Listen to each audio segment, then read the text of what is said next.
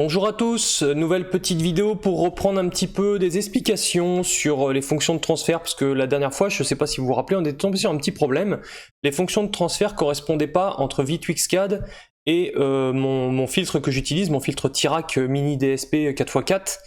Et donc j'avais essayé de comprendre pourquoi, malgré que j'avais rentré les bonnes valeurs partout, donc les valeurs ici de V2Xcad, je les avais fait correspondre avec les valeurs du filtre ici en fait, donc j'avais rentré vraiment des valeurs que j'avais, parce que comme je vous avais dit, vous voyez, quand on fait varier les valeurs, voilà, c'est par palier, donc j'avais rentré ces mêmes valeurs dans V2Xcad, parce que V2Xcad, lui, on peut rentrer des valeurs très précises, voilà, alors que là, il y a forcément un échantillonnage et tout ça, et puis une précision du matériel qui fait on peut pas vraiment avoir sous V2Xcad.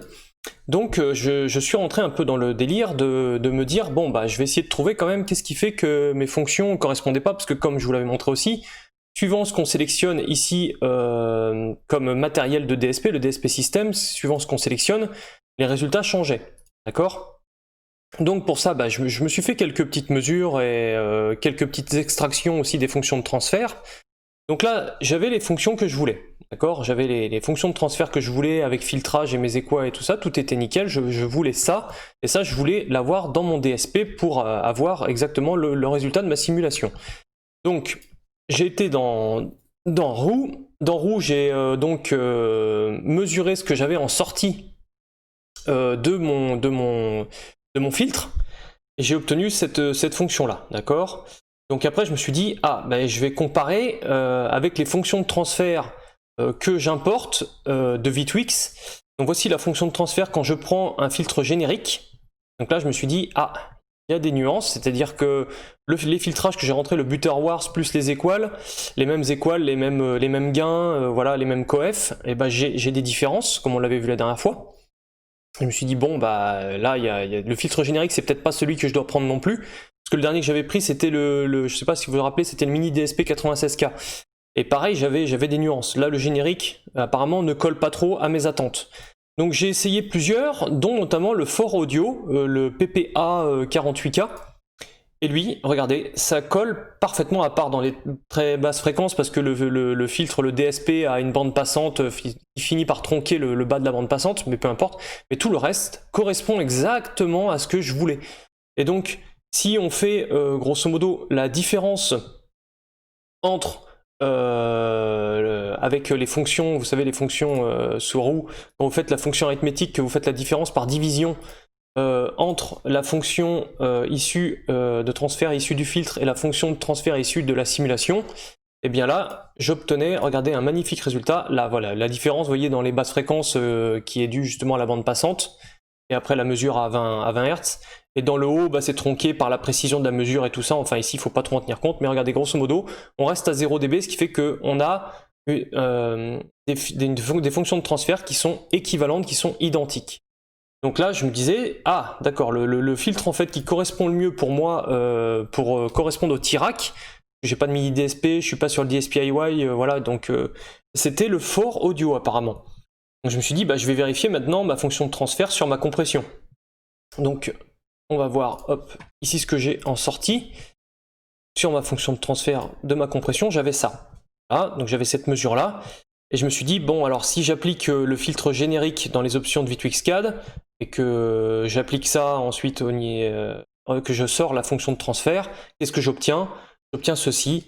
Ici, pareil, comme on avait vu la dernière fois, j'ai des nuances qui sont déjà assez fortes. Là, on commence à voir, même si on est bas en fréquence, c'est vrai par rapport au filtrage de la compression, on a quand même des différences qui sont notables et qui, moi, me dérangent, même si c'est un peu pinaillé, parce qu'au final, peut-être que j'entendrai pas énormément de différence, mais bon, moi je cherche à comprendre. On va s'occuper des mouches un peu, si vous avez compris aujourd'hui, hein. Voilà, les mouches, on va pas les laisser tranquilles. Donc, bah, je me suis dit, ok, bah, le filtre que j'ai vu qui correspondait le mieux, c'était le Fort, à la rigueur, le Fort Audio. Et effectivement, quand j'applique, quand je mets la fonction maintenant du Fort Audio par rapport, comparé à celle qui sort du filtre, là, je retrouve quelque chose de beaucoup plus cohérent. J'ai encore des petites nuances, où on le voit assez bien. Donc je me dis, c'est pas encore la perfection.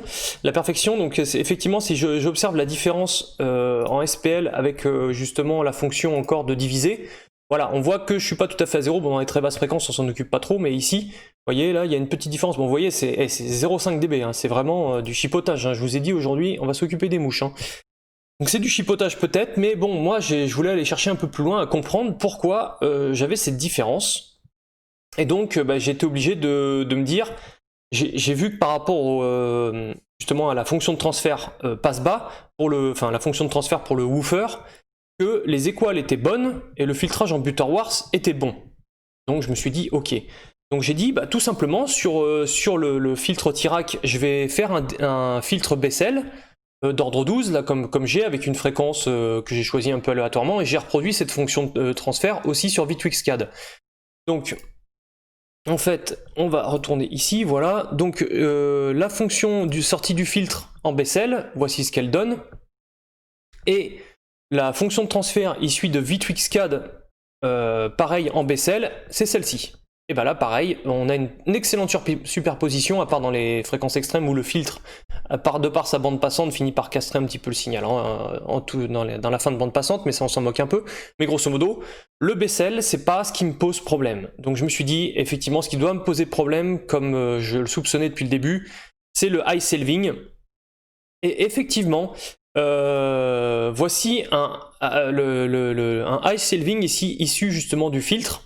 Et c'est un high selving que j'ai placé à 1000 Hz de mémoire avec une atténuation de 6 dB. Et donc si je compare avec la fonction de transfert de V-Twixcad, voilà ce que j'obtiens. À 1000 Hz pareil. Donc là je me dis, là on commence à toucher quelque chose, c'est que la différence elle vient d'ici en fait. Et je me dis mais comment ça se fait? Parce que c'est vrai que le high selving, sur le filtre que moi je possède, donc je vais vous montrer sur le Tirac, le high selving, voilà, on est sur le filtre de la partie passe haute, je peux effectivement modifier ce qu'on appelle le coefficient. Donc le coefficient, vous le savez, sur une équale de boost ou que ce soit en positif ou en négatif, c'est la largeur en fait de votre pic que vous allez agrandir ou diminuer en faisant avec ce coef. Plus vous baissez le coef, plus la largeur est importante, et plus ce coef est grand, plus vous faites un pic étroit, en fait. Voilà ce que ça veut. Mais sur le high selving, en fait, ça a une influence plutôt sur la pente, parce que le high selving, c'est un effet de pente, et en fait, plus on monte ce coefficient, plus la pente va être franche, va être rude, en fait.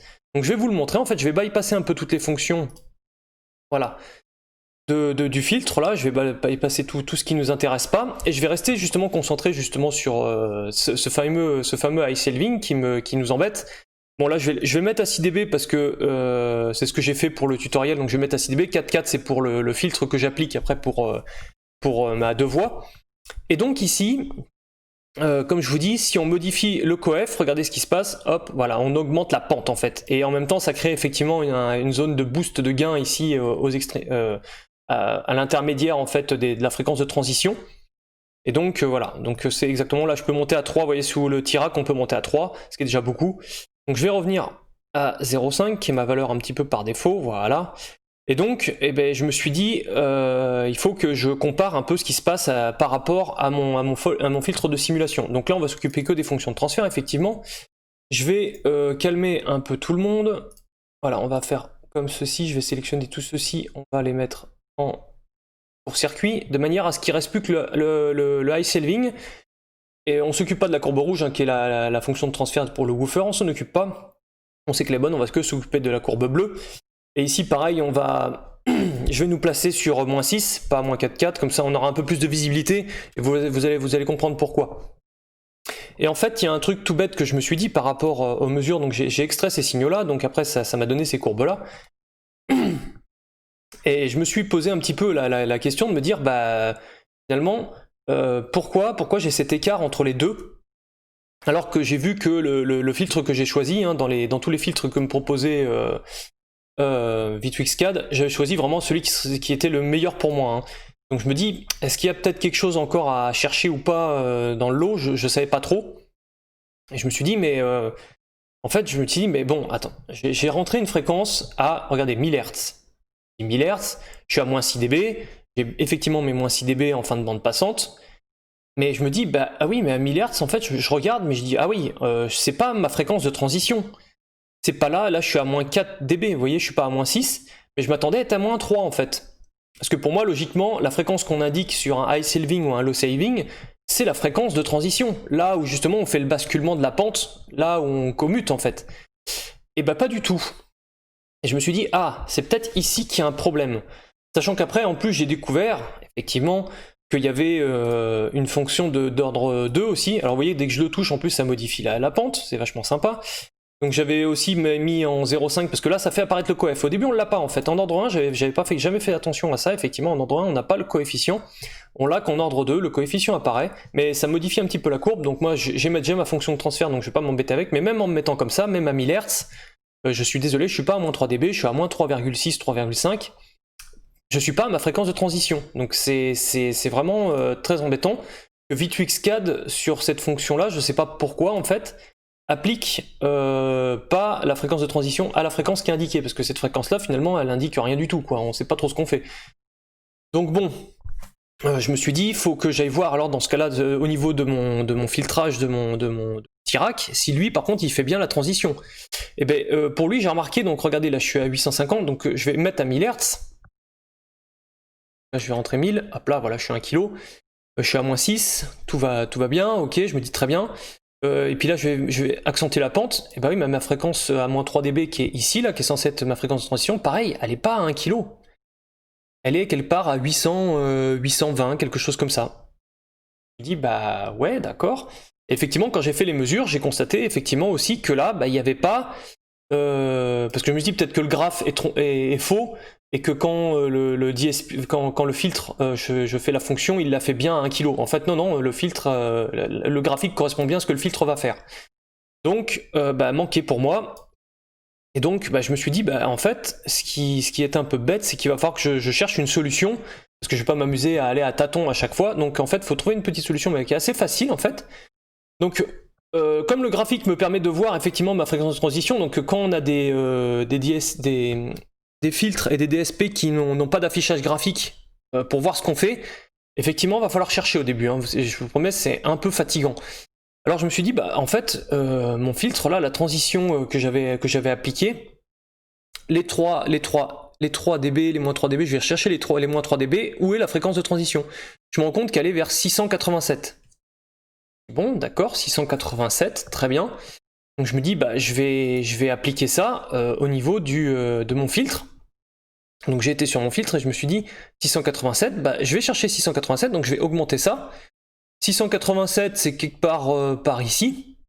Donc là bah, je vais déplacer vous voyez, ma fréquence. Et puis je vais mettre, alors c'est 687, attendez que je me rappelle, excusez-moi. Pour être sûr que je dise pas de bêtises, moins 3, oui c'est bien ça, 687, 690 à peu près, on va essayer d'être un peu plus proche qu'on peut. Je pense que je suis pas trop mal justement ici là. Donc vers 687, j'ai bien mes moins 3 dB.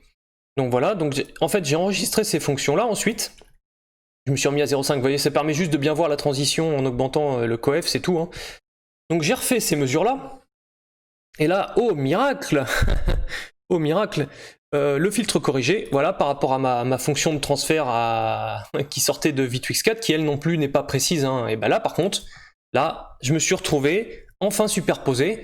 Et donc ben là j'avais le résultat que je voulais. Donc en fait, il fallait que je décale les fréquences. Heureusement, j'ai pas trop à modifier le coef. Le coef, vous regarderez, il faut que les pentes soient parallèles en fait. Si vos pentes sont pas parallèles, et ben faut changer le coef pour que vos pentes collent le plus possible au résultat que vous attendez au niveau de vos pentes, hein, bien sûr. Et du coup, c'est vrai qu'effectivement, je peux vous conseiller effectivement de pas utiliser le premier ordre quand vous faites un high saving ou un low saving. Vaut mieux utiliser effectivement l'ordre 2 parce que vous aurez au moins l'influence, vous pourrez influencer effectivement le coefficient que vous n'avez pas ici. Ici au moins vous pourrez influencer le coef et certainement mieux peaufiner votre filtrage. Par contre, il faut effectivement que votre filtre le permette de modifier ce coef. Voilà. Parce que peut-être que tous les filtres ne permettent pas cette modification. Je ne sais pas trop comment c'est fait ou pas au niveau des filtres, je me souviens plus trop. Mais au moins ici, vous aurez le choix. Bon, moi je le laisse en premier ordre. Donc effectivement, je me suis retrouvé à avoir mes signaux là qui se correspondaient très bien. Et du coup, bah, j'ai fait un différentiel, hein, comme avec la fonction A divisé par B. Et là, eh bien, je retrouve, vous voyez, on est quasiment collé au zéro ici aussi, là. On est quasiment bien collé au zéro, à part en bout de fin de bande, comme d'habitude, hein, mais c'est pas grave, c'est dû à l'imprécision et tout ça, puis à la bande passante du matériel. Mais ça y est, j'avais enfin trouvé le high saving qui correspondait. Donc ce high saving, je l'ai appliqué forcément dans le filtre, hein. C'est la valeur que j'avais tout à l'heure, donc je me souviens plus exactement combien elle était, peu importe. Je l'ai réappliqué en fait au niveau du filtre. Et cette fois-ci, j'ai pu comparer. que j'avais bien ce que je voulais, c'est-à-dire que ma fonction de transfert issue de V2X via le DSP For Audio PPA 96K, c'est pas le woofer, excusez-moi, c'est la compression, correspondait bien à la mesure que je faisais maintenant, sachant que j'avais corrigé le high shelving, et regardez, voilà, ça colle à merveille. Donc voilà, c'était pour une petite vidéo pour vous donner des explications, sur vous dire, bah, choisissez bien dans V2X4, choisissez bien surtout votre filtre ou votre DSP, parce que si vous choisissez pas le bon, vous allez faire des erreurs, et en plus vous allez avoir du mal à trouver d'où ça vient. Et si vous n'avez pas votre DSP ou votre filtre qui est dans la liste, eh bien il va falloir tester un peu justement les fonctions de transfert et trouver le filtre qui vous correspond le mieux, parce que moi j'avais pas le Tirac, donc j'ai dû trouver celui qui collait le mieux au résultat que je voulais. Donc au début, pour faire simple, vous faites à la rigueur un filtre Butterworth et Bessel, et vous comparez déjà que les filtres Butterworth et Bessel sont bien correspondants, parce que à la rigueur le Lincoln Riley est très normé, et généralement tous les filtres le font bien celui-ci. Par contre les Butterworth et les Bess, il peut y avoir effectivement des différences sur ces deux-là, donc vous testez du Bess 2 ou 3, et pareil pour le Butterworth. Et ensuite, vous faites vous enlevez le filtre et vous faites que des équales assez fortes, un peu larges, et puis vous comparez là aussi le résultat. Et enfin, le dernier truc à regarder, c'est là où vous risquez d'avoir des petites nuances sur le high shelving et notamment les fréquences à rentrer dans vos logiciels. Faites bien attention à vos fréquences, parce que, comme j'ai pu vous le faire remarquer, moi dans le Tirac, je dois rentrer une fréquence de 850, ouais, je crois que c'était ça, au début on était à 850, alors que dans V2X4, j'étais à 1000. Donc ça n'a rien à voir. Vous voyez, j'étais à 1000 pour moins 4.4, et en plus si vous changez le gain, ça change encore la fréquence, hein. Ne croyez pas qu'il faut que j'applique que 150 Hz de différence, non, c'est suivant le gain en plus que j'applique, ça change complètement la donne entre les mesures de mon Tirac et celles de V2X4, donc il faut vraiment prendre la fréquence de transition. Le mieux c'est de se baser sur la fréquence de transition ici, bien corriger votre coefficient pour que vos pentes soient bien parallèles, et ensuite vous réglez la fréquence pour que tout se superpose en fait. Voilà, c'était les petites explications par rapport à ce qui m'était arrivé comme petite anecdote. Je vous souhaite une très bonne fin d'après-midi en tout cas, et puis je vous dis à la prochaine. Là demain on va tamer certainement les mesures, je fais les mesures dehors et je montrerai les résultats que j'ai. Ils devront coller avec la réalité, comme ça on aura fini un peu avec cette série de vidéos. Je pense qu'on en aura fini. Allez, ciao!